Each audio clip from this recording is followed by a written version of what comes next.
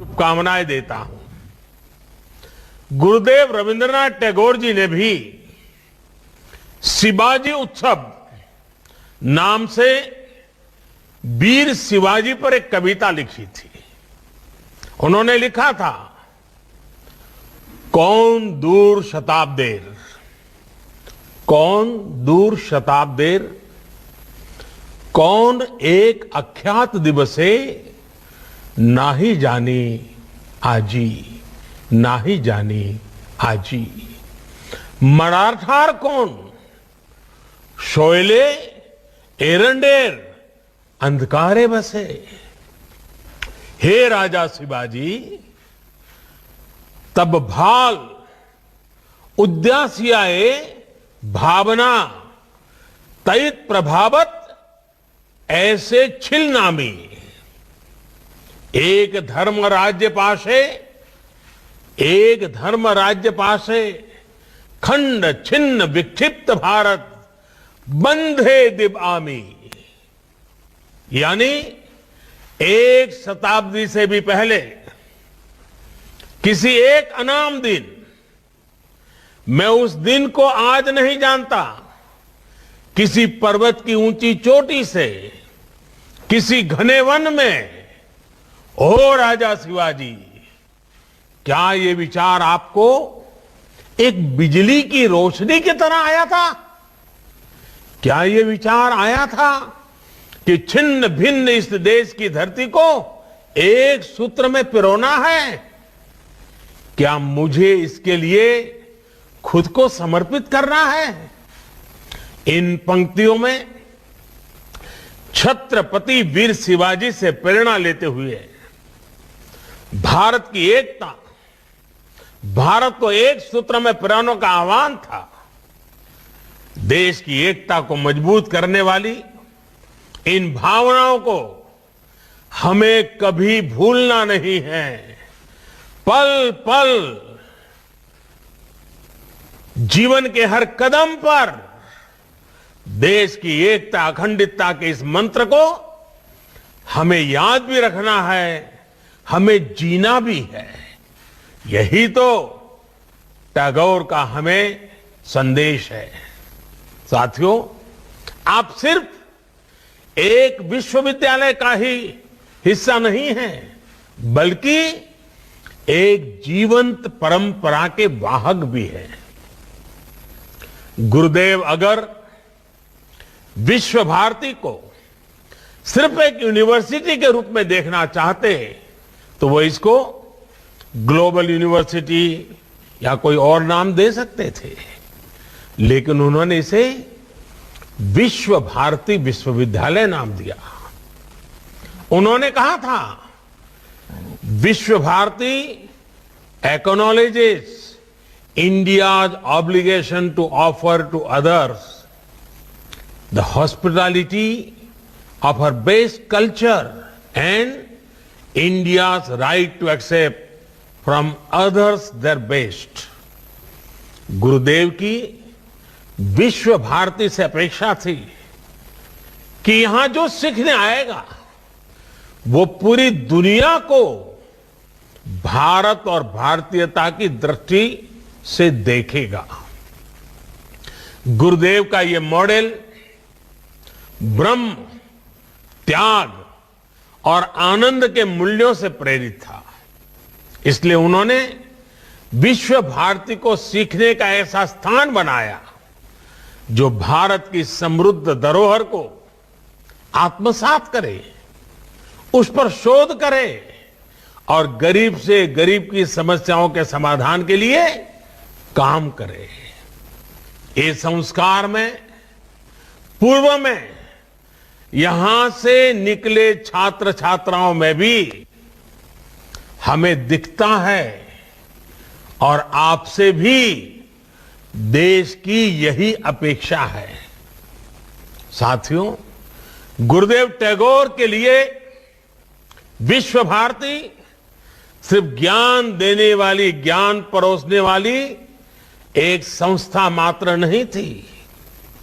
ये एक प्रयास है भारतीय संस्कृति के शीर्षस्थ लक्ष्य तक पहुंचने का, जिसे हम कहते हैं स्वयं को प्राप्त करना। जब आप अपने कैंपस में बुधवार को उपासना के लिए जुड़ते हैं तो स्वयं से ही साक्षात्कार करते हैं। जब आप गुरुदेव द्वारा शुरू किए गए समारोह में जुड़ते हैं तो स्वयं से ही साक्षात्कार करने का एक अवसर प्राप्त होता है। जब गुरुदेव कहते हैं आलो अमार आलो ओगो आलो भुवन भारा, तो ये उस प्रकाश के लिए ही आह्वान है जो हमारी चेतना को जागृत करती है।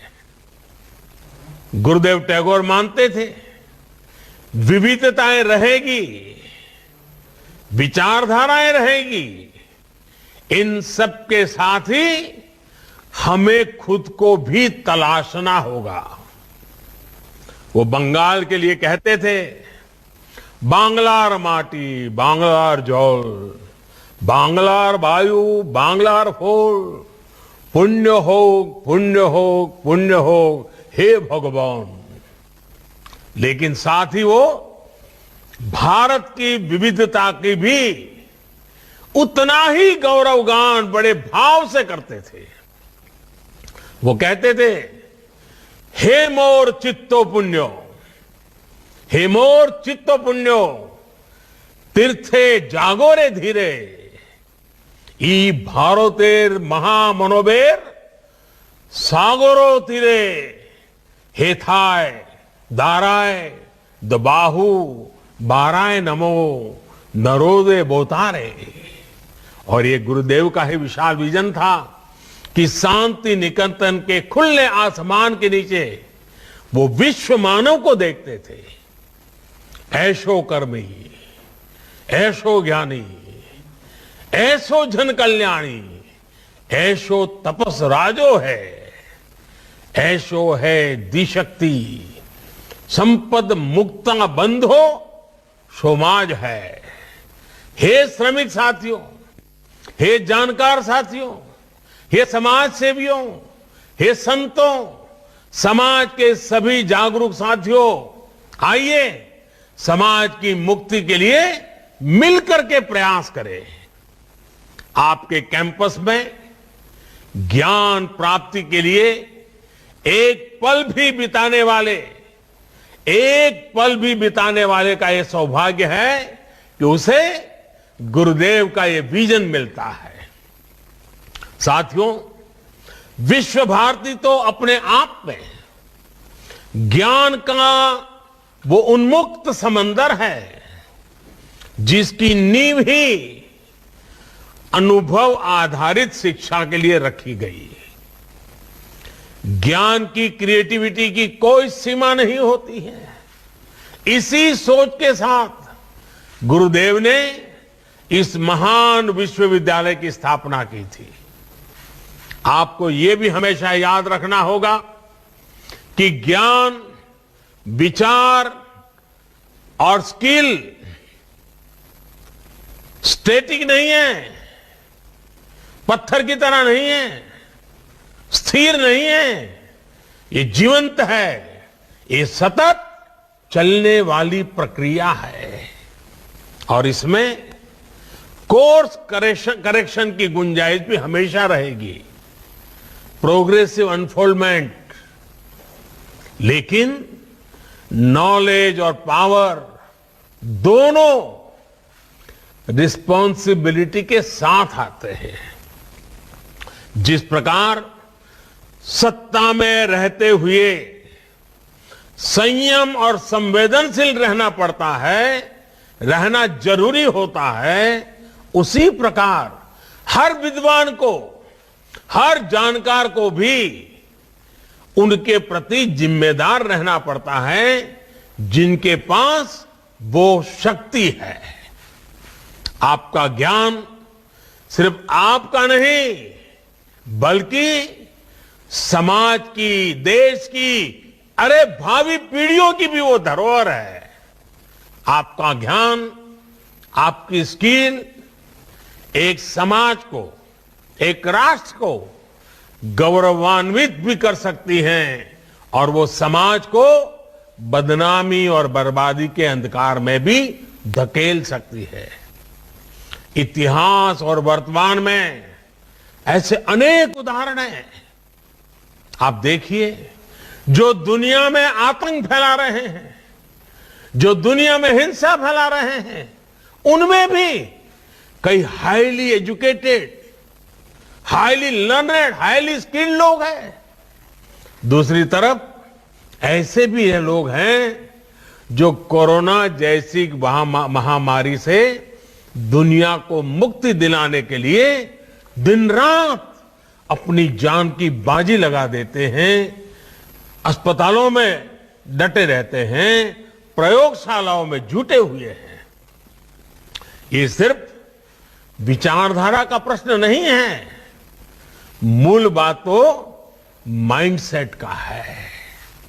आप क्या करते हैं, इस बात पर निर्भर करता है कि आपका माइंडसेट पॉजिटिव है या नेगेटिव है। स्कोप दोनों के लिए है, रास्ते दोनों के लिए ओपन है। आप समस्या का हिस्सा बनना चाहते हैं या फिर समाधान का, ये तय करना हमारे अपने हाथ में होता है। अगर हम उसी शक्ति, उसी सामर्थ्य, उसी बुद्धि, उसी वैभव को सत्कार्य के लिए लगाएंगे तो परिणाम एक मिलेगा, दुष्कर्म के लिए लगाएंगे तो परिणाम दुष्कर्म मिलेगा।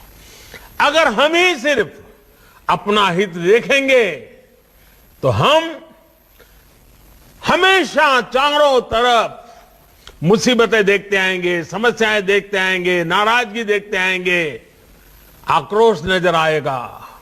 लेकिन अगर आप खुद से ऊपर उठ करके, अपने स्वार्थ से ऊपर उठ करके नेशन फर्स्ट की अप्रोच के साथ आगे बढ़ेंगे तो आपको हर समस्या के बीच में भी सॉल्यूशन ढूंढने का मन करेगा, सॉल्यूशन नजर आएगा। बुरी शक्तियों में भी आपको अच्छा ढूंढने का, उसमें से अच्छाई का, परिवर्तन का मन करेगा और आप स्थितियां बदलेंगे भी, आप स्वयं भी अपने आप में एक सॉल्यूशन बन करके उभरेंगे। अगर आपकी नीयत साफ है और निष्ठा मां भारती के प्रति है तो आपका हर निर्णय, आपका हर आचरण, आपका हर कृति किसी न किसी समस्या के समाधान की तरफ ही बढ़ेगा। सफलता और असफलता हमारा वर्तमान और भविष्य तय नहीं करती है। हो सकता है आपको किसी फैसले के बाद जैसा सोचा था वैसा परिणाम न मिले, लेकिन आपको फैसला लेने में डरना नहीं चाहिए। एक युवा के रूप में, एक मनुष्य के रूप में जब कभी हमें फैसला लेने से डर लगने लगे तो वो हमारे लिए सबसे बड़ा संकट होता है। अगर फैसले लेने का हौसला चला गया तो मान लीजिएगा आपकी युवानी चली गई है, आप युवा नहीं रहे हैं। जब तक भारत के युवा में नया करने का, रिस्क लेने का और आगे बढ़ने का जज्बा रहेगा, तब तक कम से कम मुझे देश की भविष्य की चिंता नहीं है। और मुझे जो देश युवा हो, 130 करोड़ आबादी में इतनी बड़ी तादाद में युवा शक्ति हो, तो मेरा भरोसा और मजबूत हो जाता है, मेरा विश्वास और मजबूत हो जाता है। और इसके लिए आपको जो सपोर्ट चाहिए, आपको जो माहौल चाहिए, उसके लिए मैं खुद भी और सरकार भी, इतना ही नहीं, 130 करोड़ का संकल्पों से भरा हुआ, सपनों से लेकर के जीने वाला देश भी आपके समर्थन में खड़ा है। साथियों, विश्व भारती के 100 वर्ष के ऐतिहासिक अवसर पर जब मैंने आपसे बात की थी तो उस दौरान भारत के आत्मसम्मान और आत्मनिर्भरता के लिए आप सभी युवाओं के योगदान का जिक्र किया था। यहां से जाने के बाद जीवन के अगले पड़ाव में आप सभी युवाओं को अनेक तरह के अनुभव मिलेंगे। साथियों, आज जैसे छत्रपति शिवाजी महाराज की जयंती का हमें गर्व है, वैसे ही मुझे आज धर्मपाल जी की याद आती है। महान गांधीवादी धर्मपाल जी, आज महान गांधीवादी धर्मपाल जी की भी जन्म जयंती है। उनकी एक रचना है, the beautiful tree indigenous Indian education in the 18th century. आज आपसे बात करते हुए मैं इस पवित्र धाम में जब आपसे बात कर रहा हूं तो मेरा मन करता है उसका जिक्र मैं जरूर करूं। और बंगाल की धरती, ऊर्जावान धरती के बीच जब बात कर रहा हूं तब तो मेरा स्वाभाविक मन करता है कि मैं जरूर धर्मपाल जी के उस विषय को मैं आपके सामने रखूं।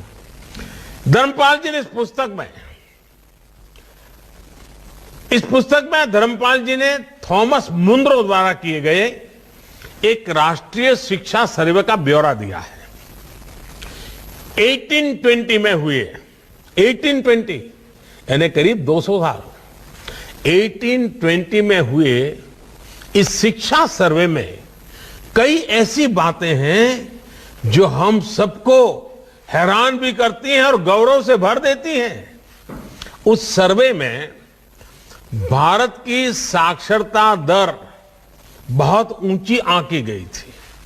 सर्वे में यह भी लिखा गया था कि कैसे हर गांव में एक से ज्यादा गुरुकुल थे और जो गांव के मंदिर होते थे वो सिर्फ पूजा पाठ की जगह नहीं, वे शिक्षा को बढ़ावा देने वाले, शिक्षा को प्रोत्साहन देने वाले एक अत्यंत पवित्र कार्य से भी गांव के मंदिर जुड़े हुए रहते थे।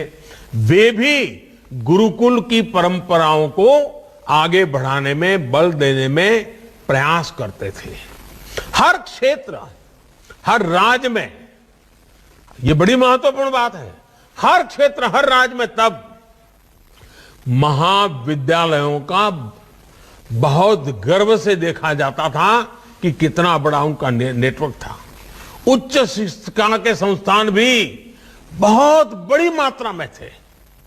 भारत पर ब्रिटिश एजुकेशन सिस्टम थोपे जाने से पहले थॉमस मुनरो ने भारतीय शिक्षा पद्धति और भारतीय शिक्षा व्यवस्था की ताकत को अनुभव किया था, देखा था।